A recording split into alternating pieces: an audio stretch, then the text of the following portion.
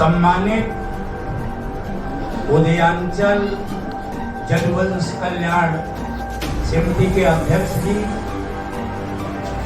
संरक्षक जी, संस्था के सभी पदाधिकारीगण,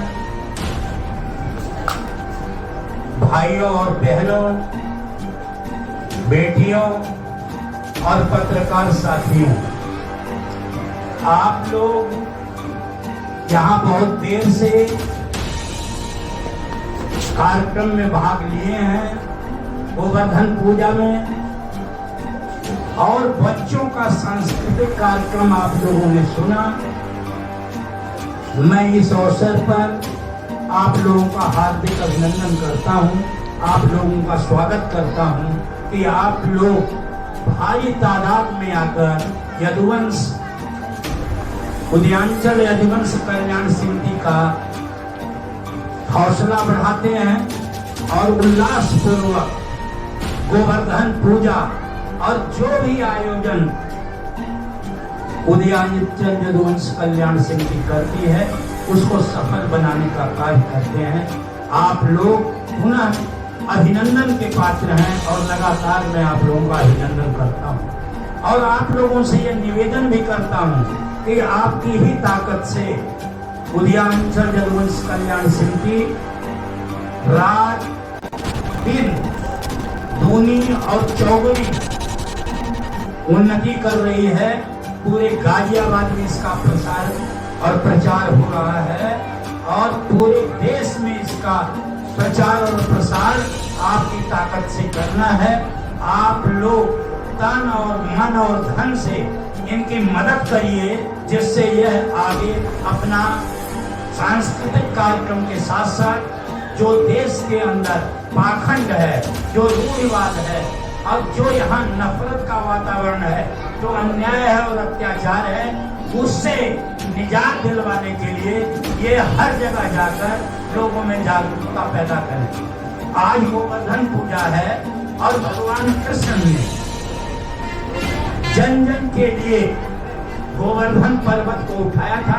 यह पौराणिक कथा है कि भगवान कृष्ण ने जो इंद्र का अहंकार था, जिसको डॉक्टर सरोज यादव ने, जिसका प्रकाश ने, यशस प्रसाद जी ने और हमारे धर्मेंद्र भाई ने और ये अपने महासचिव कृष्णानंद जी ने, सूर्यभान भाई ने, सभी लोगों ने बताया।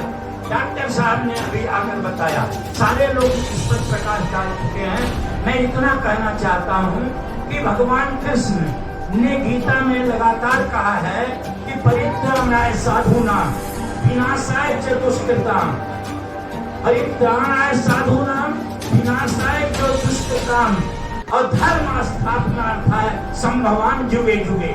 मैं जब यहाँ पर उन लोगों को कष्ट दिया जाता है, समाज के अंदर जनता के साथ जब अन्याय और अत्याचार होता है, तो मैं किसी न किसी रूप में अवतरण लेता हूँ। भगवान कृष्ण ने गोवर्धन पर्वत को उठाकर इस काम को किया और साथ में कहा कि यदा यदा ही धर्मस्य ग्लानिर्भवति भारते, यदा यदा ही धर्मस्य ग्लानिर्भवति भारते अभुत्थानाय धर्मस्य सृजामहे, मैं इसे सृजित करता हूँ, भगवान कृष्ण ने कहा है।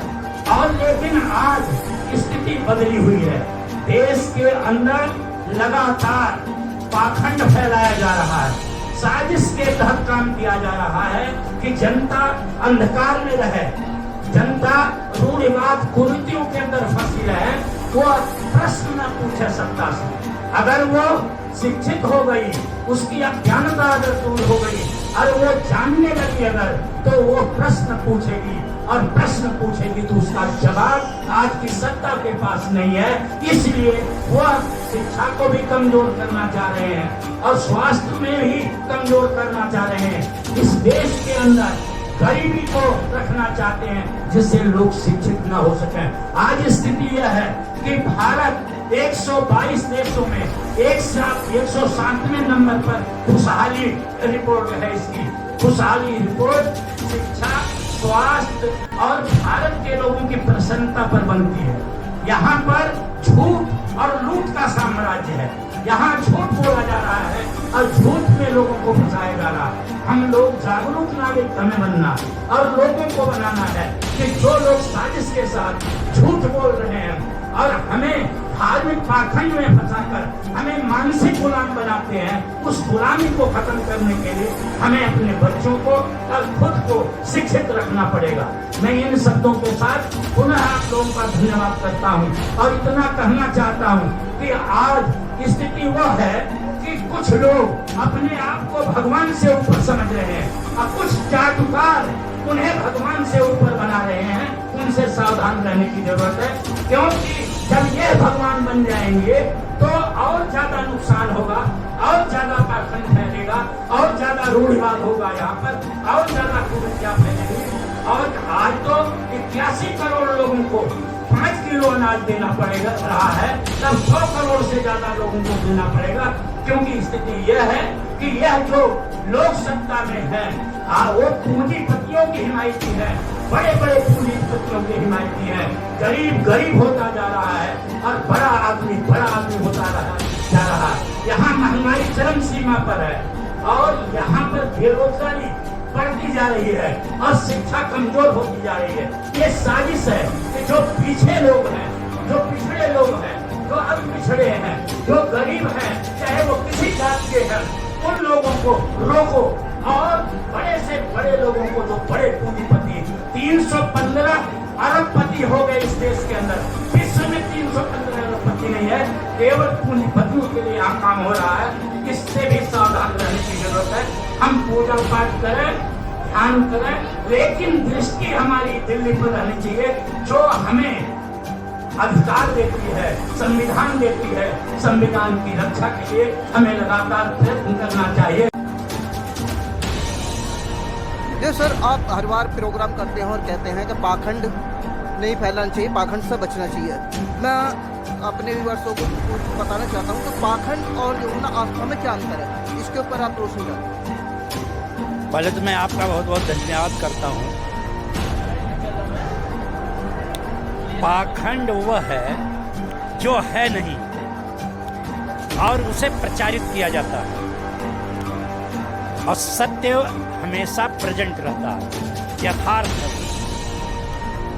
वह पाखंड जो है नहीं उसे प्रचारित कर करके रूढ़िवाद में परिवर्तित हो जाता है, फिर वह कुरीतियां हो जाती हैं और वह समाज में प्रचलित हो जाती हैं और उससे मानसिकता भी होती है।